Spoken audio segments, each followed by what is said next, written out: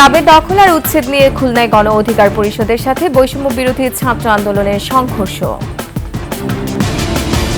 ঈদ যাত্রায় এবারও ঢাকা টাঙ্গাইল ও ঢাকা ময়মনসিংহ মহাসড়কে ভোগান্তির আশঙ্কা।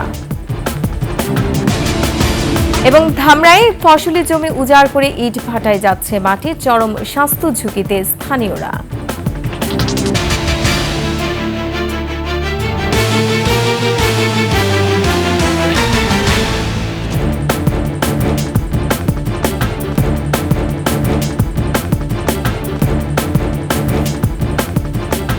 শুনছিলেন সংবাদ শিরোনাম। আমন্ত্রণ ২১ দেশের সংবাদে, সাথে আছে আমি রোমান আমিন। দর্শক, ২১ টেলিভিশনের সংবাদ একই সাথে সরাসরি দেখতে পাবেন আমাদের ফেসবুক পেজ www.facebook.com/2124 অনলাইনে। এছাড়া সাবস্ক্রাইব করতে পারেন www.youtube.com/@21 চ্যানেলে। খুলনা মহানগরীর শান্তিধাম মোড়ে সরকারি একটি ভবনের দখল উচ্ছেদ নিয়ে সংঘাতে জড়ান খুলনার গণ অধিকার পরিষদ ও বৈষম্য বিরোধী ছাত্র আন্দোলনের নেতাকর্মীরা। স্থানীয়রা জানান, সরকারি এই ভবনটিতে পঞ্চবিথি ক্রীড়াচক্র নামের একটি ক্লাব ছিল। গত ২৭ জানুয়ারি পঞ্চবিথির সাইনবোর্ড ফেলে দিয়ে সেখানে গণ অধিকার পরিষদের ব্যানার টানার নেতাকর্মীরা। মঙ্গলবার রাতে ভবনটির দখল উচ্ছেদের ঘোষণা দিয়ে ফেসবুকে বার্তা দেন বৈষম্য বিরোধী ছাত্র আন্দোলন ও জাতীয় নাগরিক কমিটির খুলনার নেতাকর্মীরা। পরে তারা সেখানে গেলে উভয় পক্ষের মধ্যে সংঘর্ষ হয়। এতে দুই পক্ষের বেশ কয়েকজন আহত হন। বিষয়টি নিয়ে বৈষম্য বিরোধী ছাত্র আন্দোলন ও গণ অধিকার পরিষদের পক্ষ থেকে বিচার চেয়ে সামাজিক যোগাযোগ মাধ্যমে বার্তা দেন। তবে এ নিয়ে কোনো মামলা হয়নি বলে জানায় পুলিশ।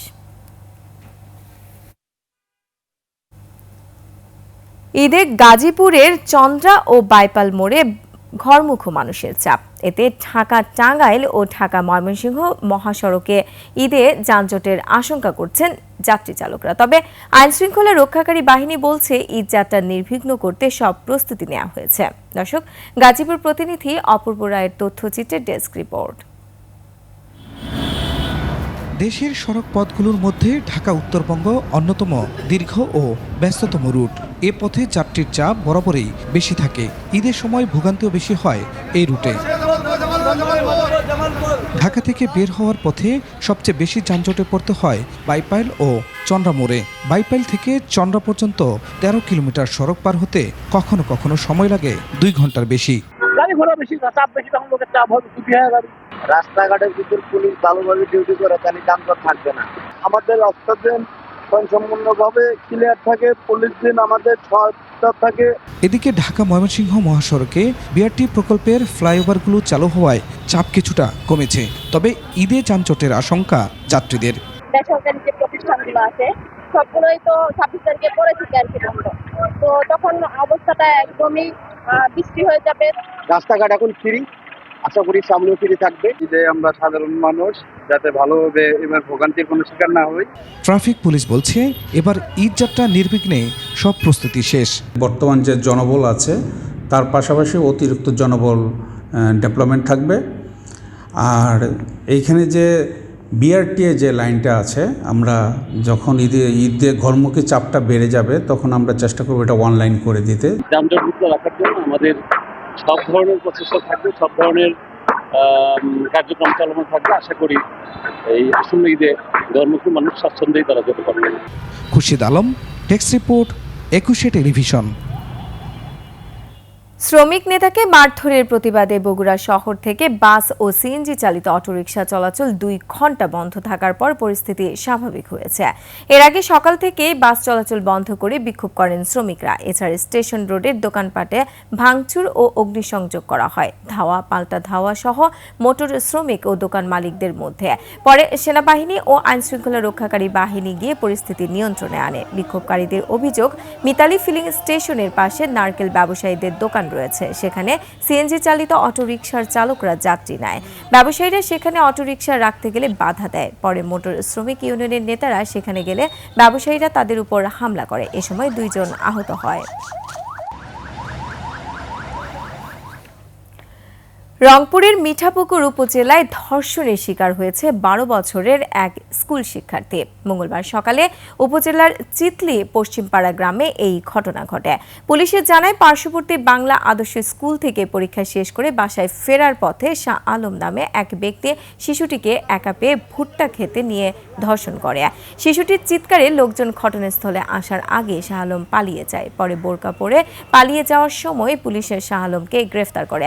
এই ঘটনায় মিঠাপুকুর থানায় নারী ও শিশু নির্যাতন আইনে রাতে একটি মামলা দায়ের করা হয়েছে।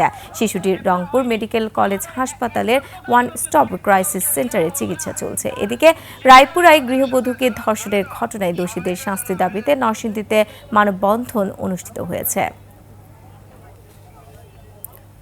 ধর্ষণের সন্তান লালন করতে গিয়ে বিপর্যস্ত এক তরুণী। 2 বছর আগে 4র্থ শ্রেণীতে পড়া অবস্থায় ধর্ষণের শিকার হয়ে কন্যা সন্তানের জন্ম দেয় ওই স্কুল ছাত্রী। এরপর সামাজিক অবহেলা ও মামলা তুলে নিতে ধর্ষকের হুমকি সহ নানা কারণে বিপর্যস্ত হয়ে গেছে তার জীবন। মামলাটি দ্রুত নিষ্পত্তি সহ অপরাধীর দৃষ্টান্তমূলক শাস্তি চেয়েছেন এলাকাবাসী। দর্শক, নাটোর প্রতিনিধি নবীর রহমান পিপলুর তথ্য ছবিতে ডেস্ক রিপোর্ট। 2023 সালে নাটোরের গুরুদাসপুরের নারীবাড়ি এলাকার ঘটনা। মেয়েটি তখন 4র্থ শ্রেণীতে পড়ে। মা অন্যত্র বিয়ে করে মেয়েকে দাদির কাছে রেখে চলে যান। ওই ছাত্রীর প্রতিবেশী 55 বছর বয়সী জাহিদুল খা তাকে ধর্ষণ করে। খুব কষ্টে আছে, আমি তো একটা সওয়াল, আমার আবার সওয়াল রাখা লাগে, এর যেন একটা বিচার হয়। সরকার থেকে একটাই দাবি, আমাকে যেন একটা ব্যবস্থা করে দিই। কয়েক মাস পর মেয়েটির দৈহিক পরিবর্তন দেখা দেয়। পরে অপারেশনের মাধ্যমে একটি কন্যা সন্তানের জন্ম হয়। ডিএনএ পরীক্ষায় ধর্ষকের সাথে নবজাতকের নমুনা মিলে যায়। তবে সন্তানের পিতৃ পরিচয় দিতে অস্বীকৃতি জানায় জাহিদুল খা।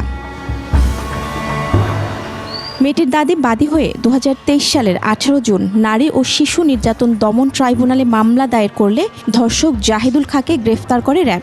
তবে জামিনে ছাড়া পাওয়ার পর মামলা তুলে নিতে হুমকি দিয়ে যাচ্ছে। থানার যাওয়ার আমার আর বারাত দিলে কলেজে যাওয়া লাগবে, এটি থাকেন 2 রাত থাকার পরে নাটোর কোর্টে লিজা কাগজপাতি জমা দিয়েছে। এখন খালি হুমকি দিচ্ছে যে আমার কাছে আসতে পারবি না। হুমকি দেওয়ার বিষয়টি জানতে ধর্ষকের বাড়িতে গিয়ে তাকে পাওয়া যায়নি। তবে তার স্ত্রী বিষয়টি সত্য নয় বলে দাবি করেছেন। আমার স্বামী হুমকি দিচ্ছে না, আমার স্বামী ভ্যান চালায়, সুরাত মানুষের কাজ কাম করে, হুমকি দেয় না বা তার আশপাশে যেতে যায় না। অপরাধ তো সে করছিলই, তার বিচার তো করছে, কেস চলতেছে আইনি ধারার। জমিতে দিনমজুরি করে দিন কাটছে তাদের, তার উপর আরও একটি শিশুর দায়িত্বভার। তাদের এ বিপদের সহায়তার আবেদন জানিয়েছেন প্রতিবেশী সহ গণ্যমান্য ব্যক্তিরা। গরিব অসহায় পরিবার, তারা অতি কষ্টে জীবনযাপন করছে, কিন্তু এর কোনো বিচার আদি এখন পর্যন্ত পায় নাই।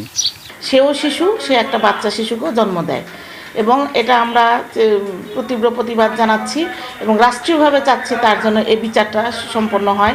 অসহায় পরিবার, এই পরিবারকে রাষ্ট্রীয়ভাবে দেখাশোনা করার দায়িত্ব মনে করছি আমি। এই মা এবং শিশুর জীবন রক্ষার্থে সবাইকে এগিয়ে আসার জন্য আহ্বান জানাচ্ছি। ওই কিশোরীর স্বাস্থ্য সুরক্ষা এবং আর্থিক অনটন দূর করতে ব্যবস্থা নেওয়া হয়েছে বলে জানিয়েছে উপজেলা প্রশাসন। সামনে ঈদকে উপলক্ষ করে প্রয়োজন মাফিক ব্যবস্থা নিব। ওর জন্য যেটা সুবিধা হয় ওই ধরনের ব্যবস্থা নিব। আর পাশাপাশি একজন ছোট বাচ্চা ও যেন ভবিষ্যৎটা সুন্দর হতে পারে, তার জন্য যেন আমরা সবাই সর্বতোভাবে সহযোগিতা করি। আর্থিক অনটন দূর করার পাশাপাশি তার নিরাপত্তা নিশ্চিত করার দাবি সবার। মহিমা পলি, ডেস্ক রিপোর্ট, 21 টেলিভিশন। প্রশাসনের চোখ ফাঁকি দিয়ে রাতের আঁধারে ফসলি জমির মাটি কেটে নেওয়া হয় ইটভাটায়। মাটিবাহী ভারী ট্রাকে ক্ষতিগ্রস্ত হচ্ছে সড়ক, ধুলায় আচ্ছন্ন পরিবেশ। এমন পরিস্থিতি ঢাকার ধামরাই উপজেলায়। এতে বিপন্ন হচ্ছে পরিবেশ। ঝুঁকিতে থাকা এলাকার বাসিন্দারা পরিত্রাণ চান। ধামরাই প্রতিনিধি আরিফুল ইসলাম সাব্বিরের তথ্য ছবিতে ডেস্ক রিপোর্ট।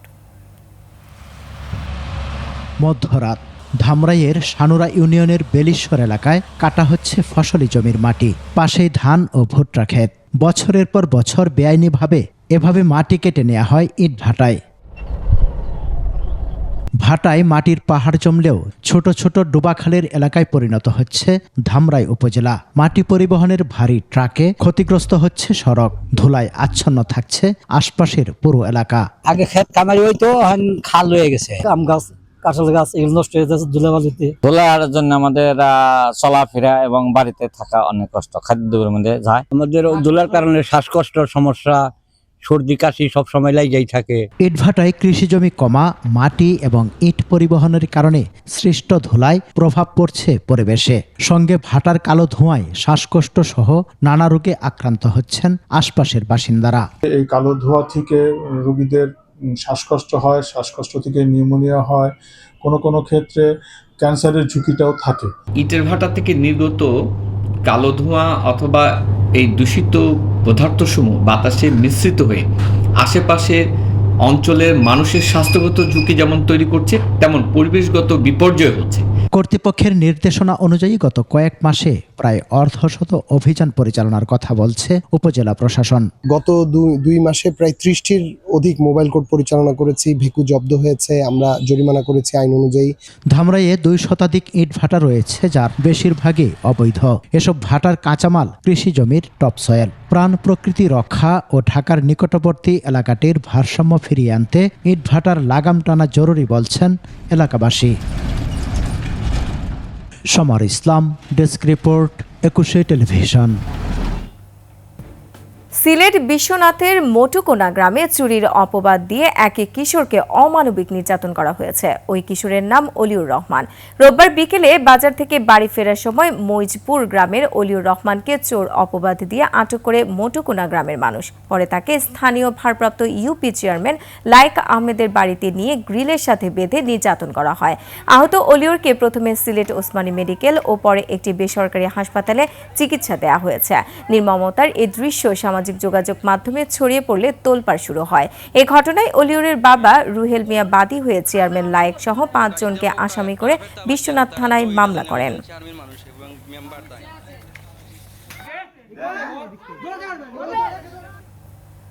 খাগড়াছড়ির মাটিরাঙ্গায় দুর্বৃত্তের গুলিতে নিহত হয়েছেন ইউপিডিএফ পোষিত দলের এক কর্মী, আহত হয়েছেন এক নারী। মাটিরাঙ্গার তাইদং হেডম্যান পাড়া এলাকায় এই ঘটনা ঘটে। স্থানীয়রা জানান, সকাল 7টার দিকে একদল সশস্ত্র সন্ত্রাসী এসে এলোপাথারি গুলি ছুড়ে। সে সময় গুলিবিদ্ধ হয়ে মারা যান অস্তিন ত্রিপুরা নামে একজন। গুরুতর আহত হন নিহতের বোন তারাপতি ত্রিপুরা। ইউপিডিএফ এর জেলা সংগঠক অঙ্গ মার্মা ঘটনার জন্য জনসংহতি সমিতিকে দায়ী করছেন, তবে এ নিয়ে জনসংহতি সমিতি কোনো বিবৃতি দেয়নি। গাছের সুরক্ষা নিশ্চিত করতে নীলফামারীতে ব্যানার, ফেস্টুন এবং পেরেক অপসারণের কাজ শুরু করেছে বন বিভাগ। সকালে শহরের 5 মাথা মোড়ে জেলা প্রশাসক মোহাম্মদ নাইরিজুজ্জামান আনুষ্ঠানিকভাবে এই উদ্বোধনের করেন। জেলা প্রশাসন ও বন বিভাগের উদ্যোগে চলা এই কর্মসূচি প্রাথমিকভাবে শহরের বিভিন্ন গাছ থেকে টানানো ব্যানার ও ফেস্টুন অপসারণের মাধ্যমে শুরু হয়। এ সময় গাছের গায়ে সাঁটানো পেরেকগুলোও সরিয়ে নেওয়া হয়। জেলা প্রশাসক মোহাম্মদ নাইরুজ্জামান জানান, গাছের উপর ব্যানার ও ফেস্টুন টানানো পরিবেশের জন্য ক্ষতিকর। ভবিষ্যতে এ ধরনের কার্যক্রম চলতে থাকলে কঠোর ব্যবস্থা নেওয়া হবে।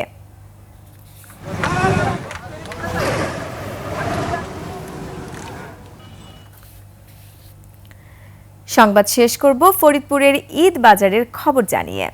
ঈদের বাকি আর মাত্র কদিন। উৎসবকে ঘিরে জমে উঠেছে ফরিদপুরের ঈদ বাজার। ঝামেলা এড়াতে আগে ভাগে কেনাকাটা সারছেন অনেকে। শহরের বিপণী বিতান থেকে শুরু করে ফুটপাত সবখানেই যেন ভিড় করছেন নানা শ্রেণী পেশার মানুষ। ফরিদপুর প্রতিনিধি এহসান রানার তথ্য ছবিতে ডেস্ক রিপোর্ট। ঈদকে সামনে রেখে বাহারি ডিজাইনের পোশাকে সাজানো হয়েছে দোকান। ফরিদপুর শহরের নিউ মার্কেট, চকবাজার ও বাড়ি প্লাজা সহ বিভিন্ন মার্কেটের একই চিত্র। পরিবারের সবথেকে ছোট সদস্যকে সঙ্গে নিয়ে পছন্দের পোশাকটি কিনতে দোকানে দোকানে ঘুরছেন ক্রেতারা। কেনাকাটা করে করছি, কিন্তু দাম একটু বেশি। মূল্য দাম নিয়ন্ত্রণ আছে, কাস্টমার ভাই ভালোই আছে। ঈদ আলহামদুলিল্লাহ ভালো হবে এবার আশা করছি। গত 2 ঈদের তুলনায় এবার বেচা বিক্রি ভালো হয়, বিক্রেতারাও খুশি। এবারের বেচা কেনা প্রথম রোজার থেকে একটু কম ছিল, বাট আজকের থেকে বেচা কেনা খুব ভালো। আশা করতেছি যে রোজার একদিন পর্যন্ত চলমান থাকবে। খুবই ইনশাআল্লাহ ভালো আছে কাস্টমার, আমরা কাস্টমারও খুশি, আমরাও খুশি। আর আমাদের সবাই সুন্দরভাবে ঈদ করবে, এটা আমরা চাই। সব ধরনের আয়ের মানুষের কথাই মাথায় রেখে দোকান সাজানো হয়েছে। বেচা কেনার শীর্ষে ছেলেদের পাঞ্জাবি, শার্ট ও প্যান্ট। এছাড়া মেয়েদের শাড়ি চুরির দোকানেও চোখে পড়ার মতো ভিড়। Masuma Lisa, desk report, 21 television. আর এরই সাথে শেষ করছি 21 দেশের সংবাদ। যাবার আগে সংবাদ শিরোনামগুলো আরও একবার। ক্লাবের দখল আর উচ্ছেদ নিয়ে খুলনায় গণ অধিকার পরিষদের সাথে বৈষম্য বিরোধী ছাত্র আন্দোলনের সংঘর্ষ। ঈদ যাত্রায় এবারও ঢাকা টাঙ্গাইল ও ঢাকা ময়মনসিংহ মহাসড়কে ভোগান্তির আশঙ্কা। এবং ধামরায় ফসলি জমি উজাড় করে ইটভাটায় যাচ্ছে মাঠে, চরম স্বাস্থ্য ঝুঁকিতে স্থানীয়রা।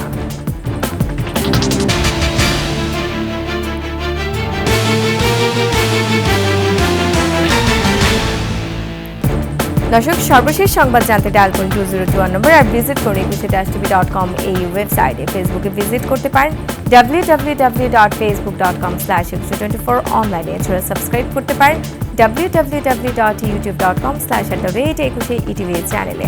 এতক্ষণ সঙ্গে থাকার জন্য ধন্যবাদ। পরবর্তী সংবাদ সন্ধ্যা 7টায় দেখার আমন্ত্রণ রইল। 21-এর সাথেই থাকুন।